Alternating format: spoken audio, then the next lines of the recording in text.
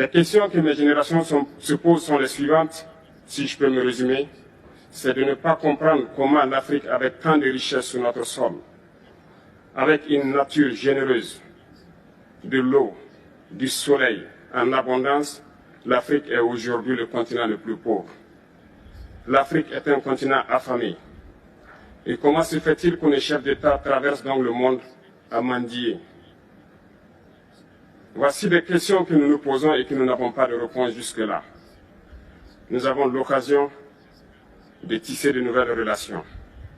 Et j'espère que ces relations puissent être les meilleures pour donner un meilleur avenir à nos peuples. Ma génération me charge aussi de dire que, par ce fait de pauvreté, ils sont obligés de traverser l'océan pour essayer de rallier l'Europe. Ils meurent dans l'océan. Mais que prochainement, ils n'iront pas traverser parce qu'ils viendront devant nos palais pour chercher leur pitance quotidienne. Pour ce qui concerne le Burkina Faso, aujourd'hui nous sommes confrontés depuis plus de 8 ans à la forme de manifestation la plus barbare, la plus violente du néocolonialisme, de l'impérialisme. L'esclavage qu'on tend encore à nous imposer. Nos dévanciers nous ont bien appris une chose. L'esclave qui n'est pas capable d'assumer sa révolte ne mérite pas que l'on s'apitoie sur son sort. Nous ne nous apitoyons pas sur nos sorts, on ne demande pas que quelqu'un s'apitoie sur notre sort. Le peuple burkinabé a décidé de lutter contre les terroristes en mesure de relancer son développement. Dans cette lutte, des vaillants peuples, des vaillantes populations se sont engagés à prendre les armes face au terrorisme. Ceux que nous avons affectueusement appelés les VDP, des volontaires. Nous sommes surpris de voir les impérialistes traiter ces VDP de milices et de tout type. C'est décevant. Parce qu'en Europe, lorsque des peuples prennent les armes pour défendre leur patrie, on les traite de patriotes. Nos grands-pères ont été déportés pour sauver l'Europe. Ce n'était pas avec leur consentement, contre leur gré. Et bien au retour, on se rappelle bien qu'à Tiaroy, lorsqu'ils ont voulu revendiquer leurs droits élémentaires, ils ont été massacrés. Cela ne fait rien donc. Lorsque nous, peuple, nous décidions de nous défendre, on nous traite de milices. Mais là n'est pas le problème. Ce qui est le problème, c'est de voir des chefs d'État africains qui n'apportent rien à ces peuples qui se battent, mais qui chantent la même chose que les impérialistes en nous traitant de milices, en nous traitant donc d'hommes qui ne respectent pas les droits de l'homme. De quels droits de l'homme parle-t-on?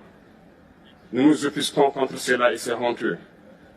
Il faut que nous, chefs d'État africains, nous arrêtons de nous comporter donc en marionnettes qui dansent à chaque fois que les impérialistes tirent sur les ficelles. Hier, le président Vladimir Poutine a annoncé donc l'envoi des céréales en Afrique. Nous sommes bien contents. Nous lui disons merci pour cela. Mais aussi, c'est un message passé à nous, chefs d'État africains, parce qu'au prochain forum, nous ne devrons pas venir ici sans avoir assuré, pour ceux qui ne connaissent pas la guerre, l'autosuffisance alimentaire de nos peuples.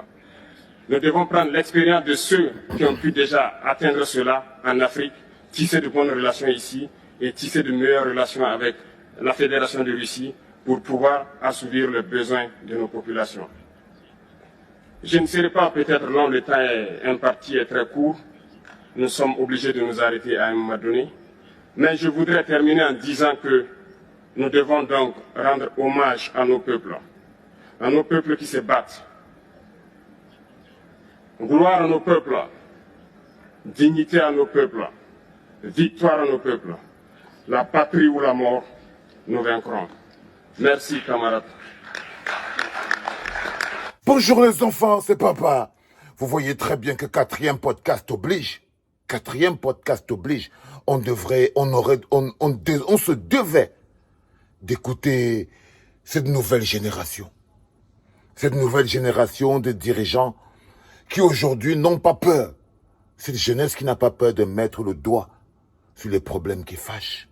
Cette jeunesse qui n'a pas peur de mettre le doigt au risque de fâcher les autres, parce qu'ils ont compris que le bonheur interne des peuples africains, le bonheur interne de leur famille est beaucoup plus important que la joie des autres sur leur visage quand ils ont été gentils. Cette génération qui ne veut plus être gentille, mais importante. Je vais vous faire une petite parenthèse. Au Cameroun, des gens comme ce colonel Ibrahim Traoré, il y en a des masses. Au Cameroun, des jeunes courageux, déterminés, capables d'aller se battre pour le Cameroun là-bas, il y en a des masses. Ils sont en prison, enfermés au Cameroun. Pour que des gens comme Pomba, comme vous l'avez vu, marcher comme ça, marcher là, partir humilier tout un continent. Parti humilier tout un continent. Je voulais d'abord que vous voyez très bien que des jeunes comme le colonel Ibrahim Traoré au Cameroun, il y en a des masses. C'est le plus important. Et je voulais que vous balancez des cœurs et que vous donnez de la force à ce nouveau discours de la jeunesse africaine. Mais vous voyez très bien qu'il y a un peu de retenue à chaque fois que j'essaye d'apprécier à sa juste valeur cette situation.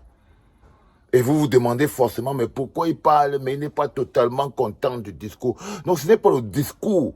Lui, je suis content du discours. C'est le lieu du discours. Vous savez, il y a quelque chose d'extrêmement important que le colonel Ibrahim Keïta n'a pas arrêté de marteler, c'était le peuple. Et à chaque jour, je me bagarre pour vous expliquer. Chaque fois que vos dirigeants vous appellent les populations, ils sont en train de fermer la clé de votre développement. Ils sont en train d'enterrer l'espoir de votre développement. Parce que tant que vous êtes encore au niveau des populations, alors vous n'êtes même pas encore prêt à commencer le développement. Et là, vous voyez très bien que le jeune colonel, il n'a pas arrêté de marteler l'expression liée au peuple, le peuple burkinabé. Tant qu'on n'atteint pas la notion de peuple, la lutte n'a même pas encore commencé. Il faut d'abord être un peuple. Parce qu'un peuple se défend lui-même. Un peuple travaille pour manger lui-même. Un peuple s'habille lui-même. Un peuple s'organise lui-même. Un peuple ne s'endette pas. Il travaille. Et quand il s'endette, c'est lui-même qui sait comment il va faire pour rembourser. C'est ça le peuple. Nous sommes des populations. C'est-à-dire des gens qui n'ont aucune responsabilité directe envers l'endroit où ils habitent. C'est très important. Alors je vous dis, ce discours, aujourd'hui, il n'a de valeur, il n'a de puissance, il n'a de force dans vos oreilles que parce qu'il est fait et il est donné en Russie. C'est parce que le bonhomme est assis en Russie et qu'il y a Poutine à côté. Et qu'il y a les autres personnes qui sont là. Il pourrait dire la même chose au Burkina Faso en ce moment en parlant au Burkinabé parce que le discours qu'il est en train de tenir là, il est important que ce discours, les dirigeants africains le portent aux populations africaines. Parce que même si vous dites vous ne vous plaignez pas, si vous parlez de vos problèmes de famine, assis sur la table des étrangers, c'est que vous êtes en train de vous plaindre. Même si vous dites que non, nous ne venons pas chercher. Non, quand vous parlez de vos problèmes de famine, la famine, le manger, sur la table d'un étranger, c'est que vous êtes en train de vous plaindre. Il est important que ce discours soit martelé à l'intérieur du continent. Il est important aujourd'hui que ces jeunes dirigeants, que les jeunes dirigeants apprennent à parler directement à leur population. Parce que la solution, ce n'est pas la Russie, hein. Contrairement à ce que beaucoup de gens s'imaginent, il y a quelque temps, cette même Russie, quand ils étaient d'accord avec l'Europe, il y a une époque où la Russie vivait avec l'Europe la main dans la main. Poutine y vivait là-bas. Il y avait les guerres, le terrorisme et tout ça en Afrique. Ça ne les dérangeait pas. Aujourd'hui, Poutine, il est là parce que ses amitiés avec les autres, ils ont des problèmes. Du coup, vous vous faites comme si non, ils vous aimaient tellement. Non, soyez pas bêtes, les gars. Donc, si votre discours n'a pas encore de l'impact à l'intérieur de votre pays, si le discours comme celui que le colonel là vient de donner, il ne peut pas encore le donner avec puissance en Afrique, ça veut dire que vous n'êtes pas encore un peuple, vous êtes encore des populations. Parce qu'on ne développe pas également un pays avec les discours. Le discours est important parce que ça élève l'esprit, mais les Africains, vous savez à quel point vous aimez les discours. Vous êtes devenus même les spécialistes des discours. Les spécialistes. Donc le plus important aujourd'hui, c'est que ce genre de discours doivent maintenant être tenus en Afrique. Les dirigeants africains doivent tenir ces discours aux dirigeants africains, aux peuples africains. Que nous allons arrêter d'aller emprunter les céréales, aller emprunter le riz, aller emprunter l'argent pour que vous mangez. Si jamais on ne s'assoit pas pour travailler, on va mourir de faim. Mais non. Vous croyez que c'est toujours important d'aller s'asseoir pour subventionner, emprunter, pour venir nourrir. Parce que c'est les populations. On ne nourrit pas un peuple. Hein. Non, le peuple se nourrit lui-même. C'est quand vous êtes encore au niveau des populations que vous êtes nourris. Que vous êtes nourris.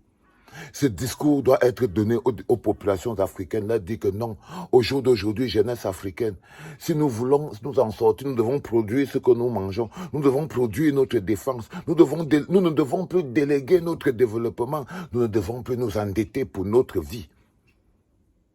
C'est le plus important. Les enfants, c'était très important pour moi de donner un petit mot. Vous savez, les gros discours des grandes révolutionnaires, là, moi, je ne connais pas beaucoup ça. Donc, c'était très important pour moi quand même de vous donner un avis là-dessus pour que vous compreniez très bien que j'aime bien ce discours. Mais chaque fois que vous irez parler de vos problèmes de manger, de famine en public, ne dites pas que vous n'êtes pas venu demander de l'aide. Quelqu'un qui parle de ses problèmes du manger et de la famine en public est en train de demander de l'aide. Allez, c'était magnifique. Mais on a encore du boulot. C'était papa.